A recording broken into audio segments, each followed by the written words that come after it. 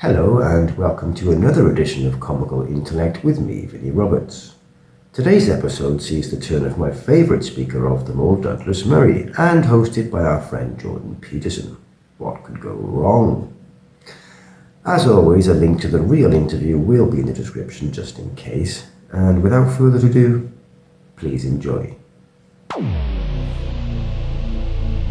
She's a bad bitch, hit me with the football. And I got a bad itch from a loose hole. Never likes to chat about how. With the fake ass face, with the clap around town. So keep them shut, in enough for your whole legs. And if I was drag clubs and nose pegs, she needs a black biscuit the same now. Well, hello, Mr. Murray. It's good to see you again. It's just begun, but I always get the sense when I'm talking to you that our conversation is fundamentally based in something approximating frustration. Yes, I mean, of course, like often in my mind is the deep desire of bad faith actors to seize anything I say in this discussion and misrepresent it. So let me do a very boring piece of throat clearing, if I may. And this is one of the ones that white working class communities in the UK deeply resent, is the very obese trans person, sort of balls out bearded drag queen being the center of attention. In particular, Keir Starmer, who has a swastika tattoo on his back and shouting Allahu Akbar. That may well happen. You put your finger on something that's crucial and deep, psychological rather than political. Politicians keep not just ignoring them, but insulting them. It makes us literally want to hurt these people. So what do you see, let's say, in recent days, some extremely ugly people who've come out of the woodshed? What do you offer? Revenge with knives. We don't give a damn anymore. Who dies first? Keir Starmer, easily. There's a task. Oh, well, and then that touches on something else. Now, so here's a weird segue, or what would you say, a idea that popped into my head, an association. Okay, so having said that, then I've got a question. Well, Jordan. So when you came on tour with me, you saw the lights go on in the crowd, let's say. It's like this, take your place at the feet of the greats. We'd love to have you lecture for Peterson Academy. No, you can go that way, but you're not taking me with you. Well, why? Who is so insane that they want to do this? It would be madness to just think, wow, it's a world historical force, this man. It's so preposterous. And the answer is no. Douglas, we've got 12,000 students signed up. You know, maybe that's just possible. You know, the stupid thing about that is the idea is the idea that it's our job to judge Shakespeare. Maybe if you read Shakespeare well and watch it well and listen to it well and think about it well, you'll realize that sometimes Shakespeare judges us and finds us wanting.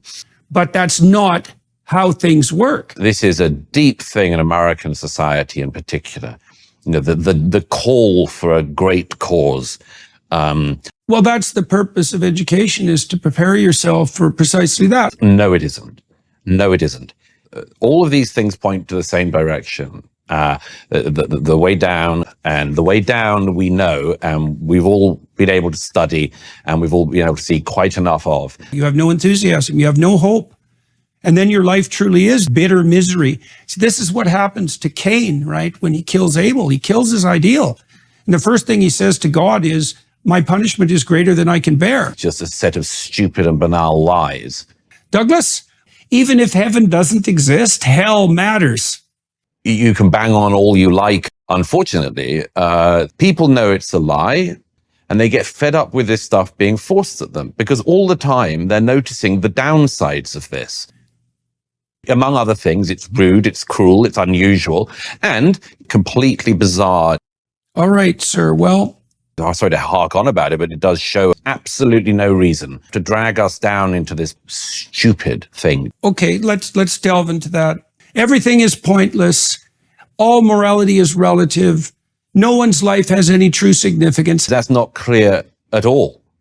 It doesn't seem obvious at all.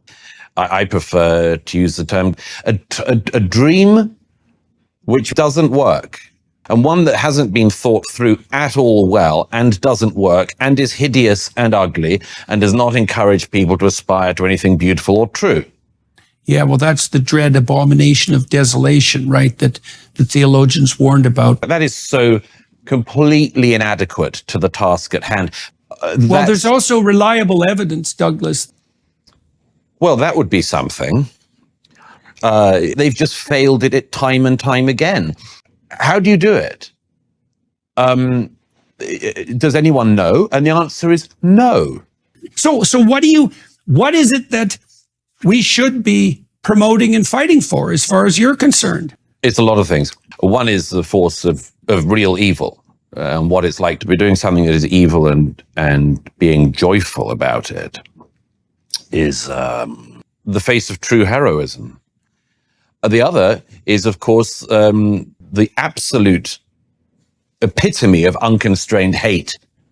Okay, so now I have a better insight too into your goal in the speaking tour is like positive delight in the unnecessary suffering of others. And so what do you do after you've done that? Mass stabbings and a lot of crazy situations. That is a very dark thing to observe. Yes, I mean, there's I was hacking at the throats of passers-by and out of boredom.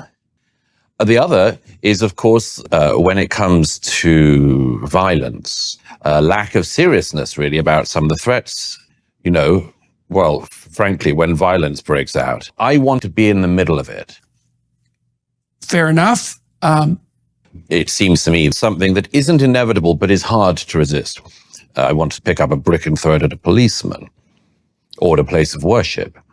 That's a sign that, that chaos is about to return. Yes, to defile the holy places of the culture. That's something I've been thinking about a lot.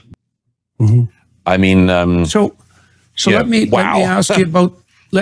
Let me ask if there was a God, is it more logical to conceive of him as good or as evil? Evil, easily.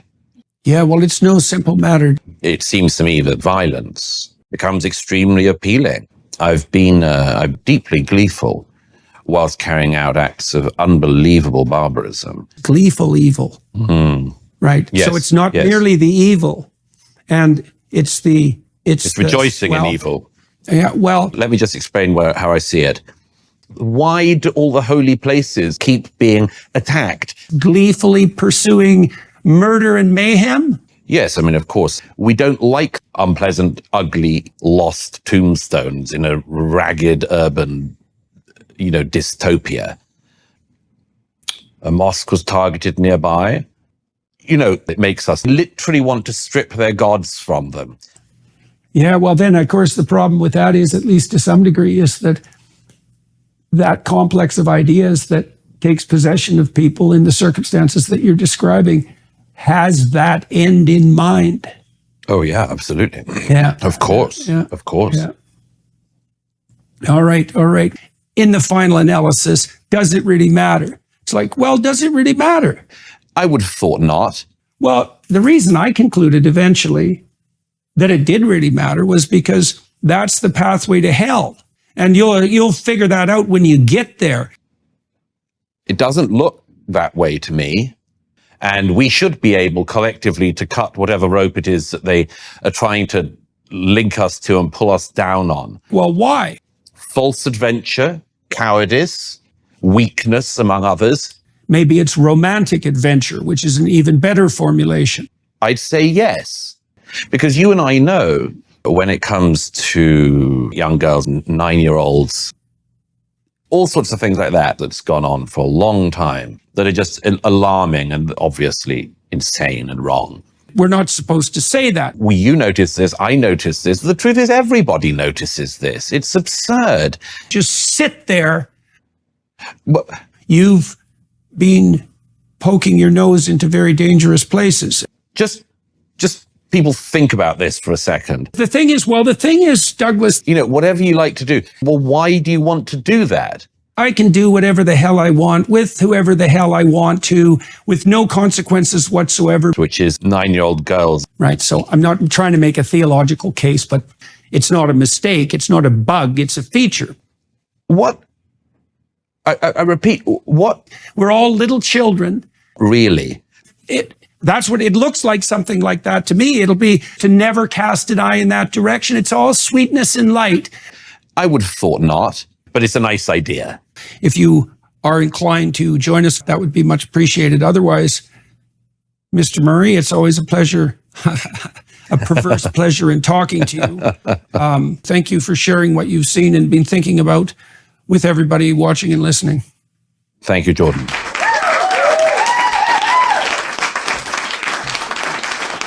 Well, hello, Mr. Murray. It's been about a year since you killed my wife at something that seriously needs to be attended to. You will make it worse. The death of my wife. Yes, I mean, I've got some pretty extraordinary camera footage of this. I wanted to present it. To me, you have to see that. Literally, the woman was burned alive in her home, weeping and wailing in the most unforgettable, awful way. And then stabbed to death. So instead of resentment, feel gratitude. Let me just explain how I see it. You're not allowed to do anything. You're not allowed to say anything. You can't do anything because this stuff can become very real. I think we'll close up. One other quick thing on that, because it's something that is so often in my mind is, where's your mother? I want her too. Never